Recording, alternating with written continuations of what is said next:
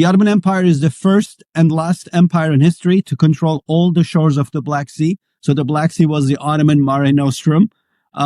Today's Turkey controls only the southern half of the Black Sea. That means the entire northern parts of the Black Sea were taken from the Ottomans by the Russians.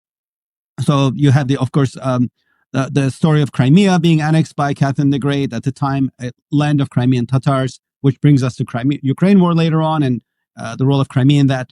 Because Putin claims it, says this is really Russian territory. I want to write him a letter and say, well, if you want to go back in history about who owns it, it's really Crimean Tatar territory.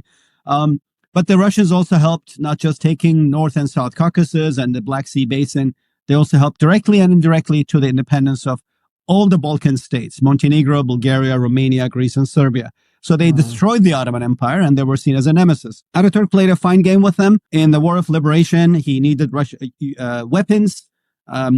Lenin was happy to send him airplanes. Ataturk used money coming from the Indian Caliphate movement, at the time a very powerful movement in the subcontinent against British rule of India. And the Indian Muslims thought that they were helping Ataturk restore the caliphate, so they sent him money. He used those monies to buy communist airplanes, used the airplanes to win the war. And the first thing he did was to ban the Communist Party, because obviously he knew where that came from, Soviet Union. So that informed a very strong anti-communist trend in Turkish politics. After World War II, Stalin demanded territory from Turkey. And I think that is the main reason Turkey ran for NATO's cover. NATO is North Atlantic Treaty Organization. Typically, there should be no space for it. Turkey and Greece in it. They are not Atlantic powers, or Italy. But that's Cold War politics.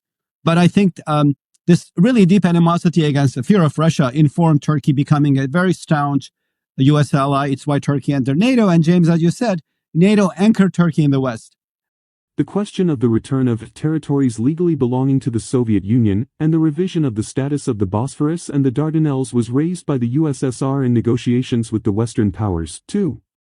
The Montreux Convention is directed squarely against Russia. Turkey has been granted the right to close the straits to our shipping, not only in the case of war, but also when Turkey considers there to be a threat of war, which Turkey itself defines, Stalin stated at the Potsdam Conference in July 1945. It turns out that a small state supported by Britain can hold a large state by the throat and not let it pass. The issue concerns the free passage of our ships through the Black Sea and back. But since Turkey is weak, we must have some kind of guarantee that this freedom of passage will be ensured. Whilst verbally agreeing on the need to review the agreement on the straits, British Prime Minister Winston Churchill and US President Harry Truman diplomatically rejected all of the USSR's demands for bases and claims to Turkish territories.